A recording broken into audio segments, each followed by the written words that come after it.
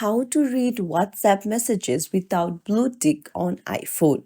Hey everyone, welcome back to the channel. If you are new here, don't forget to hit the subscribe button and turn on the notification bell to not miss any updates. So, do you want to turn off the read receipts and you don't want people to know that you have read their WhatsApp messages? Then you're in the right place. For that, you'll need to head over to your WhatsApp and then head over to settings on the bottom right. Then go to privacy and then scroll down. There you'll find read receipts, just toggle it off. Now people won't be able to see that you have read their WhatsApp messages. And if you turn this off, you also won't be able to see read receipts from other people. So that's it. It's as simple as that.